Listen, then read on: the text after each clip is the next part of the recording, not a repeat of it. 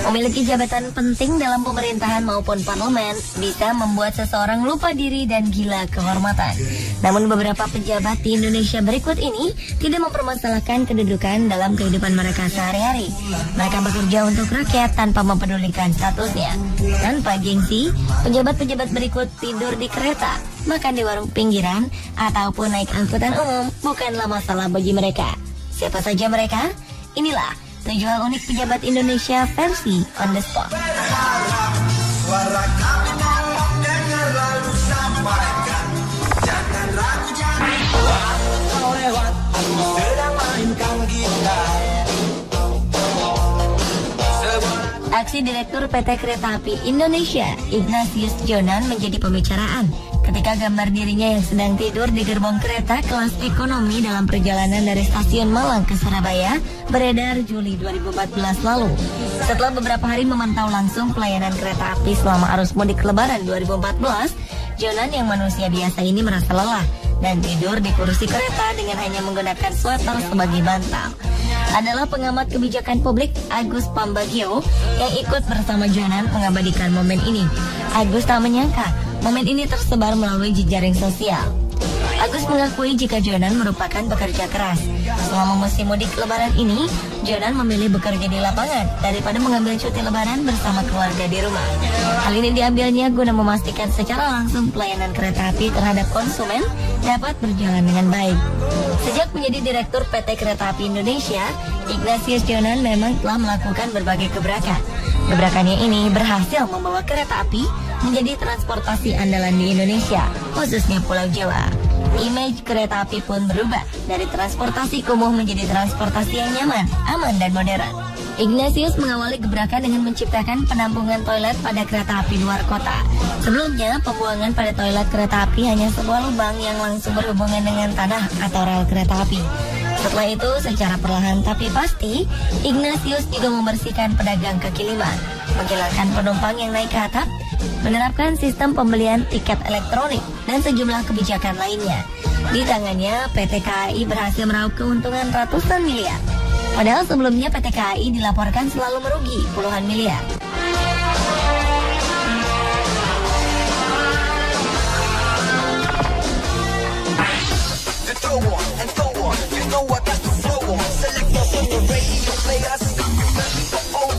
Atasan Ignatius Jonan yang satu ini memang sudah terkenal dengan aksinya yang selalu mengejutkan masyarakat. Ya, Menteri Badan Usaha milik negara ini memang tidak pernah mengagung-agungkan jabatannya. Beliau tidak segan naik angkutan umum kereta dan ojek agar tidak terlambat menghadiri rapat di Bogor. Dahlan yang memang dari kecil pernah merasakan hidup susah juga tidak pernah pilih-pilih ketika makan. Ada kalanya Dahlan makan di warung soto pinggiran. Saking senangnya menikmati soto, ia pun baru sadar akan terlambat dalam satu pertemuan. Akhirnya Dahlan pun memilih naik ojek daripada terjebak macet dengan menaiki mobil. Dahlan juga tidak segan membantu memasarkan produk-produk yang dihasilkan perusahaan di bawah naungan BUMN. Demi menggenjot penjualan kartu tol elektronik, Dahlan turun langsung ke jalan dan menjajakan kartu-kartu ini. Beberapa orang akhirnya tertarik membeli kartu elektronik ini lantaran sang penjual adalah seorang Dahlan Iskan.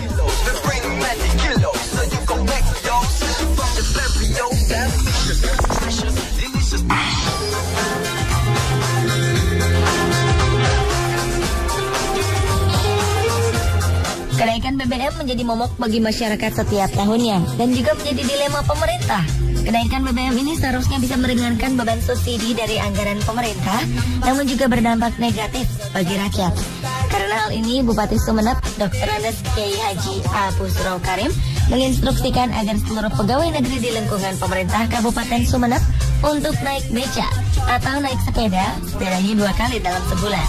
Jika hal ini diterapkan, maka jumlah bahan bakar minyak yang harus disubsidi bisa berkurang. Tidak hanya menginstruksikan, Bupati ini juga melakukannya dengan menaiki beca dari kantor ke rumah. Tindakannya ini juga dinilai membantu pelestarian beca dan menambah penghasilan tukang beca yang pendapatan perharinya hanya Rp10.000. Dengan menaiki beca, polusi udara juga berkurang karena beca tidak membuang polutan yang merusak udara.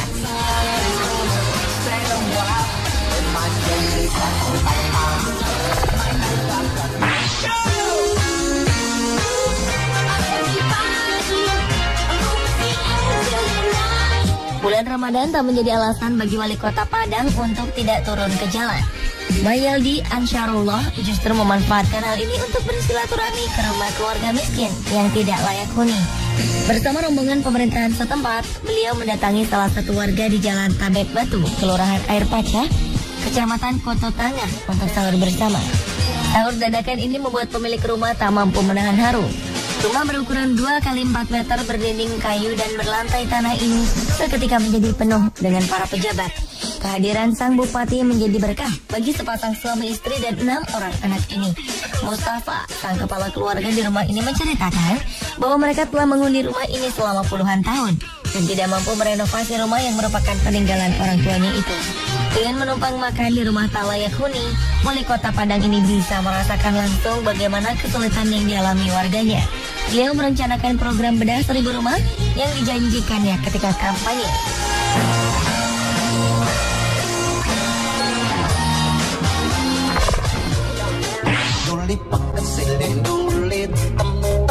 Jalan-jalan ke kampung rawa. Dalam rangka memperingati Hari Ibu di Semarang, ibu-ibu PKK memberikan tantangan kepada pejabat pemerintahan di Jawa Tengah untuk mengadakan lomba memasak. Uniknya, para peserta lomba memasak ini adalah para pejabat pemerintahan. Mereka akan berlomba untuk memasak nasi goreng. Dan ternyata tantangan ini diterima dengan antusias oleh mereka. Para pejabat pemerintahan yang biasanya sibuk dengan aktivitas pengabdiannya kepada masyarakat dibuat berkeringat saat mengikuti lomba memasak nasi goreng yang dilakukan di halaman kantor Gubernur Jawa Tengah. Di luar dugaan, para pejabat ini ternyata mahir dalam mengolah masakan, termasuk Wali Kota Semarang, Hendar Prihadi. Beliau tidak membutuhkan waktu lama untuk menciptakan sepiring nasi goreng yang akan dinilai oleh para juri. Acara ini tercatat dalam pemecahan rekor muri dengan jumlah peserta 400 orang yang seluruhnya adalah pejabat pemerintahan. Lu pakai sepatu aku ini juga tetap aja bogel, Ben. Bogel.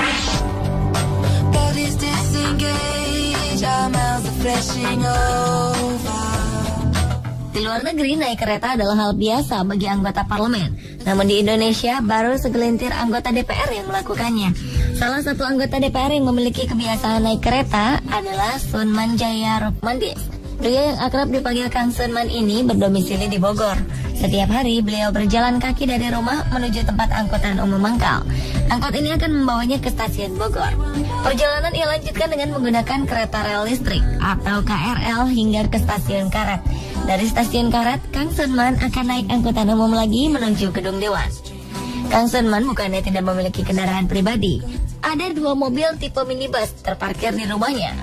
Namun beliau lebih suka berangkat kerja naik angkutan umum karena lebih irit dan bisa merasakan apa yang dirasakan oleh puluhan ribu orang lain. Berdesakan di KRL bukanlah masalah baginya, karena dengan begini ia justru dapat bertemu dengan banyak orang.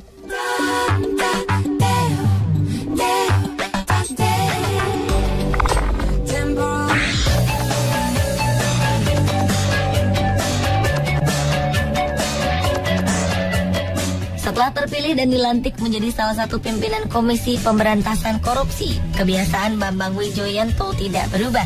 Wakil Ketua Komisi Pemberantasan Korupsi ini tetap menumpang angkutan umum seperti kereta api. Bahkan untuk mencapai kantor KPK di kawasan Kuningan, mantan Direktur Yayasan Lembaga Bantuan Hukum Indonesia tak masalah menumpang ojek. Kebiasaan ini sudah dilakukan BW selama bertahun-tahun sebelum duduk pada jabatan publik tersebut. Dari tempat tinggalnya di Depok, Jawa Barat, pria kelahiran 18 Oktober 1959 ini biasa menumpang kereta api untuk menghindari kemacetan di ibu kota. Dan sesampainya di Jakarta, beliau melanjutkan perjalanan menggunakan angkutan umum lainnya seperti taksi dan ojek. Kebiasaan seperti ini sempat ditanyakan anggota Komisi 3 DPR saat uji kepatutan dan kelayakan menjadi pimpinan KPK beberapa waktu lalu. Menanggapi pertanyaan itu, pendiri Indonesian Corruption Watch ini menegaskan bahwa ia memiliki kendaraan umum demi menghemat waktu. Meskipun ia memiliki kendaraan pribadi dan sopir, beliau menegaskan jika menggunakan kendaraan pribadi akan menghabiskan banyak waktu di jalan dibandingkan menggunakan angkutan umum.